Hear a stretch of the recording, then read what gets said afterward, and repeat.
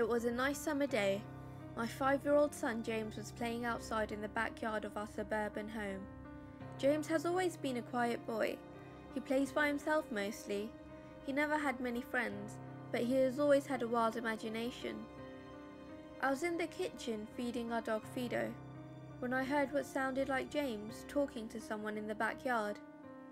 I'm not sure who it was he could be talking to. Could he have finally made a friend?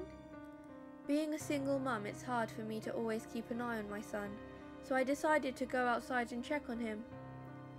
When I went into the backyard, I was a bit confused because James was the only person back there. Was he talking to himself? I could have sworn I heard another voice. "James, it's time to come inside," I called out to him. He came inside and sat at the kitchen table. It was about lunchtime, so I decided to make him a turkey sandwich. "James, who are you talking to out there?" I asked. James looked up for a moment. "I was playing with my new friend," he said, smiling.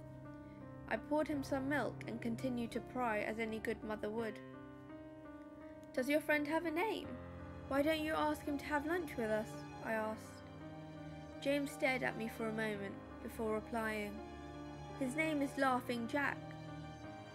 I was a bit taken aback by what he had just said. "Oh, that's a strange name. What does your friend look like?" I asked, a bit confused. "He's a clown. He has long hair and a big swirly cone nose. He's got long arms and baggy pants with stripy socks, and he always smiles." I realised my son was talking about an imaginary friend. I suppose it is normal for kids his age to have imaginary friends, especially when he has no real kids to play with. It's probably just a phase. The rest of the day went by as per usual, and it was starting to get late, so I put James to bed. I tucked him in, gave him a kiss, and made sure to turn on his nightlight before I closed the door. I was pretty tired myself, so I decided to go to bed not long after. I had an awful nightmare.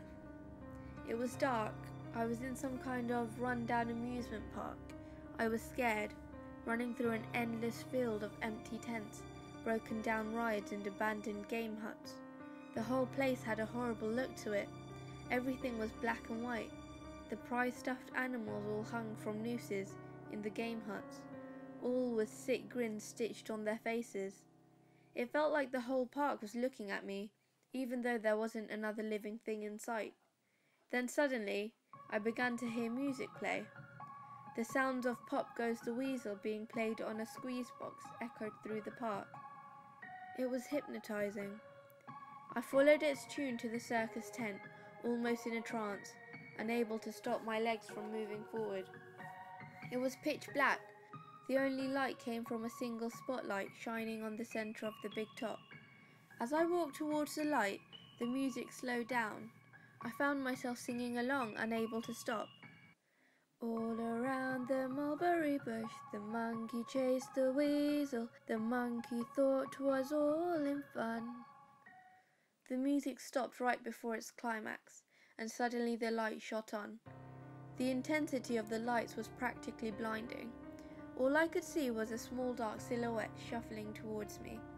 Then another one appeared, and another, and another. There were dozens of them, all coming towards me. I couldn't move, my legs were frozen. All I could do was watch as the haunting figures drew nearer. As they got closer, I could see they were children. As I looked at each one, I noticed they were horribly disfigured, all mutilated. Some had cuts all over their bodies, others were severely burnt, and the others were missing limbs, even eyes. The children enveloped me, clawing at my flesh, dragging me to the ground and tearing inside me. As the children tore me apart and I faded away, all I could hear was laughter. Horrible, awful, evil laughter. I woke up the next morning in a cold sweat. After taking a few deep breaths, I looked over and saw that a few of James's action figures were positioned, facing me on top of my nightstand. I sighed. James had probably woken up early and put these here. I gathered up the toys and made my way to James's room. However, When I opened the door, James was sound asleep. I just shrugged and placed the toys back into his toy box and headed out to the living room. I sighed. James had probably woken up early and put these here. I gathered up the toys and made my way to James's room. However, when I opened the door, James was sound asleep. I just shrugged and placed the toys back into his toy box and headed out to the living room. A little while later, James woke up and I made him his breakfast. He was quiet and seemed a bit groggy. Perhaps he didn't sleep well either. I decided to ask him about the toys. "James, honey, did you put the toys in Mummy's room this morning?" His eyes shot up at me for a moment, then quickly glanced back down at his cereal. "Laughing Jack did it." I rolled my eyes and responded, "Well, you tell Laughing Jack to keep the toys in your room, okay?" James nodded and finished up his breakfast, then decided to go play out in the backyard. I went to relax in the living room, and I must have dozed off, because I woke up a couple hours later. Damn, I need to go check on James. I was a bit worried. It had been over 2 hours and I haven't checked on him. I stepped out into the backyard, but James wasn't there anymore. I was getting nervous, so I called out to him. "James? James, where are you?" Just then I heard a giggle coming from the front yard. I rushed through the gate around to the front of the house. James was sitting on the sidewalk. I breathed a sigh of relief and walked over to him. "James, how many times have I told you to stay in the backyard?" "James, what are you eating?" James looked up at me, then reached into his pocket and pulled out a handful of hard candies in all colours. This made me very nervous. "James, who gave you that candy?" James just stared at me, not speaking. "James, please tell Mummy where you got that candy." James hung his head down and said, "Laughing Jack gave it to me." My heart sunk. I kneeled down to look him in the eyes. "James, I've had enough of this damn Laughing Jack thing. He is not real. Now this is a very serious situation and I need to know who gave you the candy." I could see my son's eyes tear up. "But Mama, Laughing Jack did give me the candy." I closed my eyes and took a deep breath. James had never lied to me, but what he's telling me is impossible. I make him spit out the candy and I throw the rest away. James appears to be fine. Maybe I'm just overreacting after all. He could have just gotten it from Tom and Linda from next door, or Mr. Walker down the street. Either way, I'm going to have to keep a closer eye on James. That night, I put James to bed as usual and decided to go to bed early myself. Suddenly, I was woken up by a loud bang coming from the kitchen. I sprung out of bed and hurried down the stairs. When I got to the kitchen, I was horrified. Everything on the counters had been thrown on the floor, and our dog Fido hung dead from the light fixture. His stomach was cut open and stuffed with candy, the same type that James was eating earlier that day. My shock was quickly broken by a sharp scream coming from James's room, followed by loud crashes. I quickly grabbed a knife from the drawer and moved up the stairs with a speed that only a mother whose child is in danger could have. I burst through the door and flicked on the lights. Everything in the room was knocked over and tossed on the floor. My poor son in his bed, crying and shaking with fear. A pool of urine staining the sheets.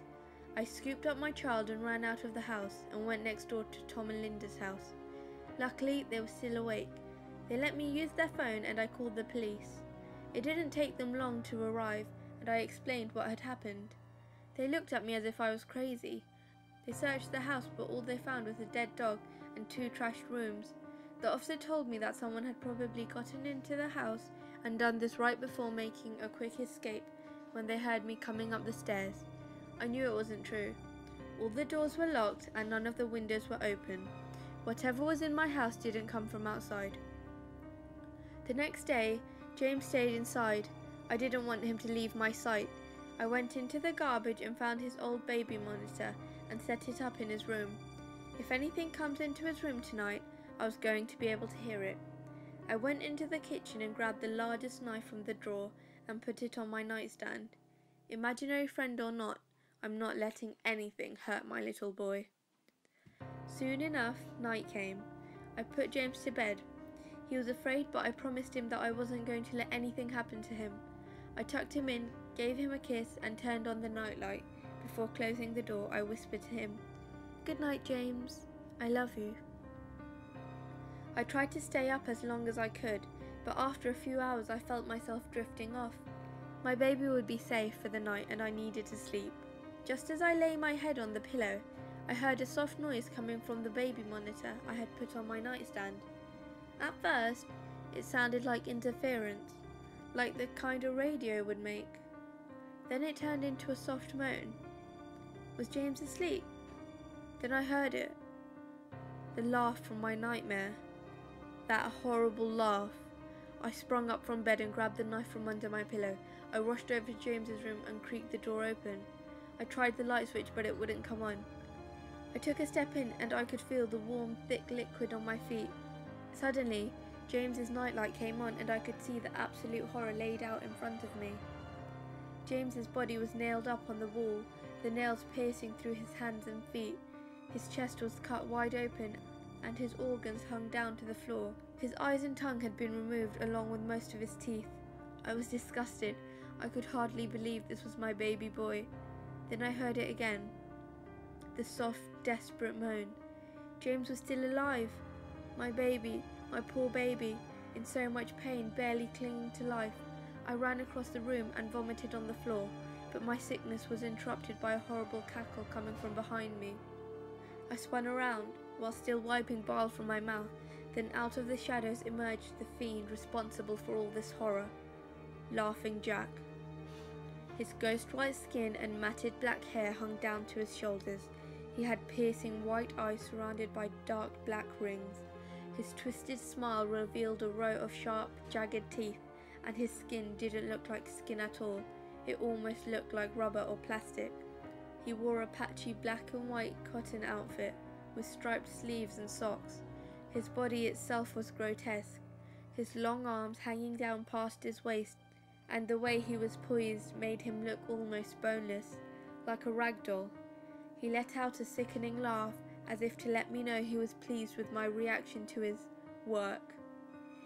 He then turned around slowly in front of James and began to laugh even more at the horrific sight he has laid out.